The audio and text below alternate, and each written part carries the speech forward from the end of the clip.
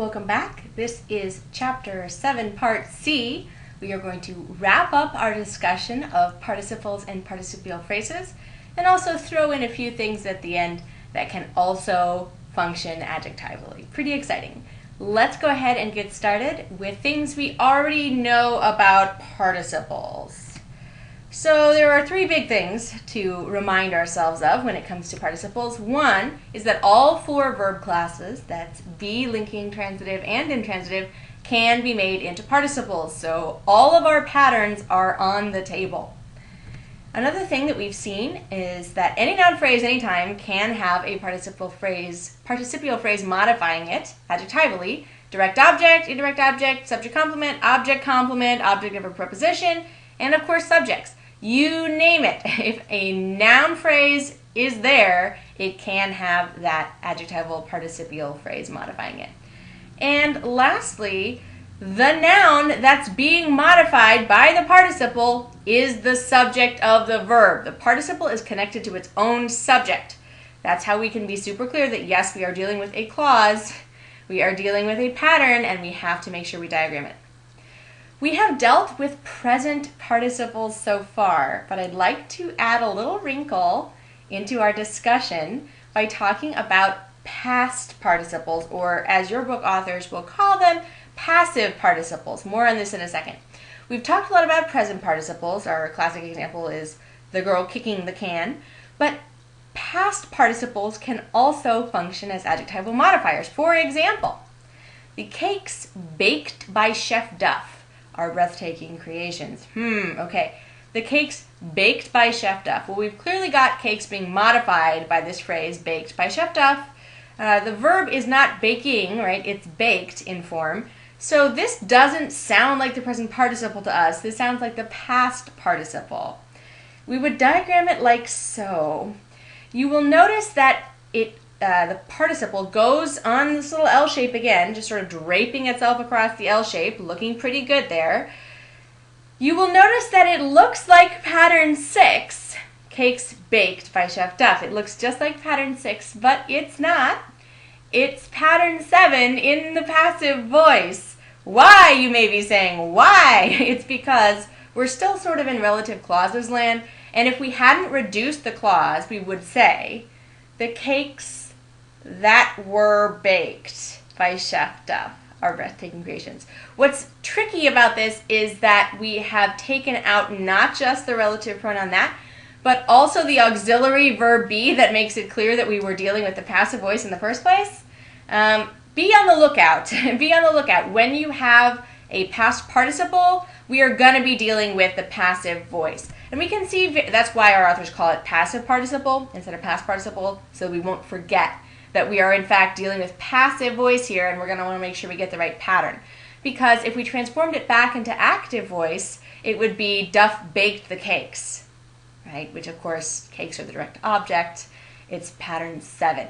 So be on your guard. We are going to practice with these past or passive participles quite a bit in class, but it can be sneaky. This is one of the sneakier things that we have on deck. So keep your eyes open for those past or passive participles.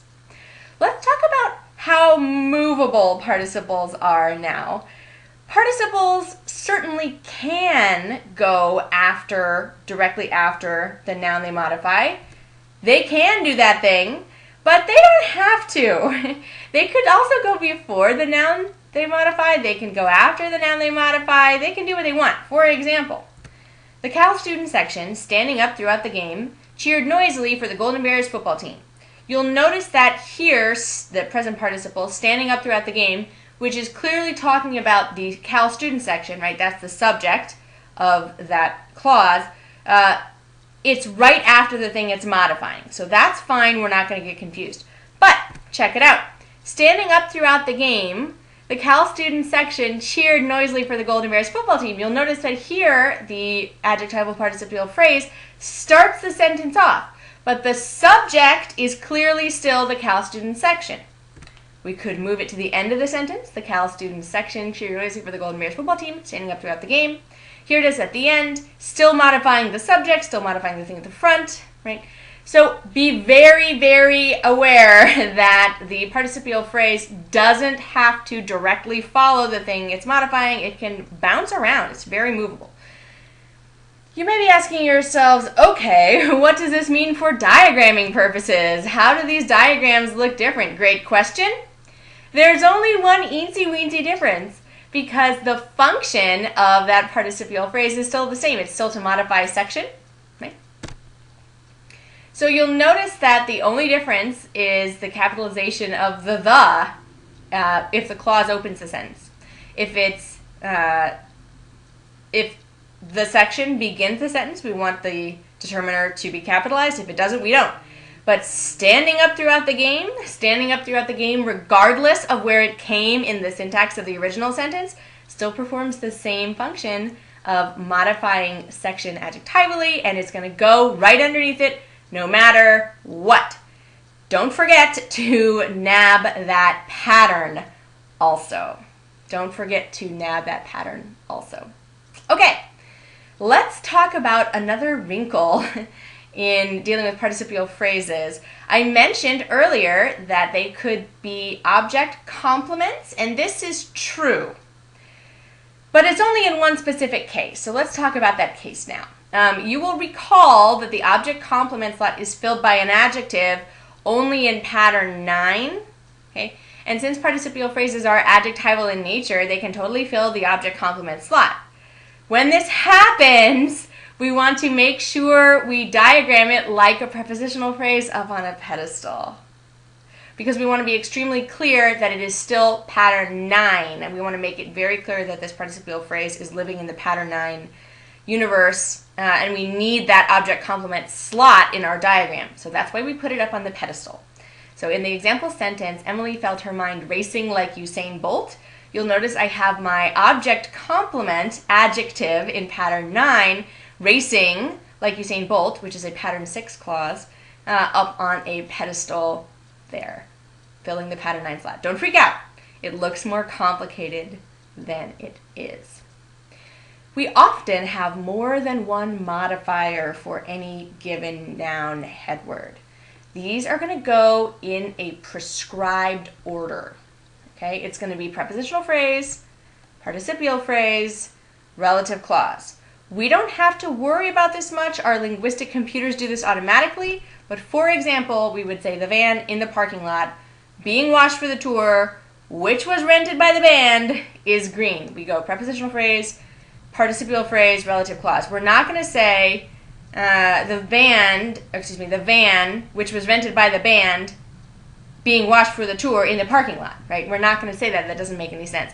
In fact, we're going to get really confused if we move the prepositional phrase after the relative clause or the participial phrase, because it could sound like we're talking about the band in the parking lot or maybe even the tour in the parking lot. Okay, so it's going to be in this prescribed order.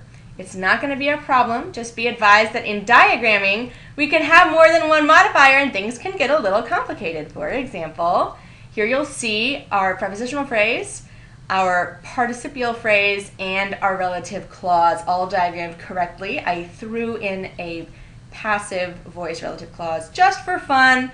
Looks like pattern 6, but remember it's actually pattern 7 passive. The van which was rented by the band is actually the band rented the van, right? So that's the order that the modifiers go in. Let's talk about a few more things that can serve as post-noun modifiers. We could have a head word and then it's modified by something that comes after it. We've been talking quite a bit about relative clauses, relative adverbs, participial phrases, but there are a few more things too, like infinitives. Infinitives can follow nouns and modify the nouns. Ooh, sneaky. So infinitives are not just adverbial, they can also be adjectival. But heads up, the subject of the infinitive might not be the thing that is coming after. So for example, if I said Mel's Diner is a great place to order a milkshake, we have the infinitive phrase to order a milkshake, right? We're very comfortable with that. But it's modifying place, right? It's modifying place. Here's how it would look in the diagram. But actually the subject of that infinitive phrase isn't place at all, right? Because the place is not the thing ordering the milkshakes. The subject of the infinitive phrase here is implied, right? The subject is actually sort of implied, it's been elided. It would be more like, Mel's Diner is a great place for one to order a milkshake, right? The agent is missing. The agent is missing. Another sneaky thing that can follow a noun and modify it is another noun. This can be a little sneaky. You want to make sure you know which one is the head word, because you could also have a noun following the head word. And these are going to look just like adverbial noun phrases. They're going to be adjectival in this case, right? But they're going to follow, in this case, the noun on a horizontal line. So in the sentence, Rachel accepted the ride home after chorale practice.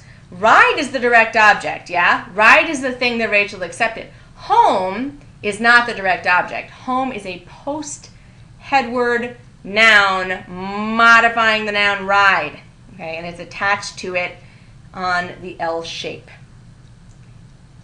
We could also have qualified adjectives. These usually go before the head word, but sometimes they follow it, set off with commas. That's fine. They're still performing that adjectival function. Ariel, usually quiet, regained her voice. Yeah. So you'll see usually quiet, even though it came after Ariel, is still modifying Ariel.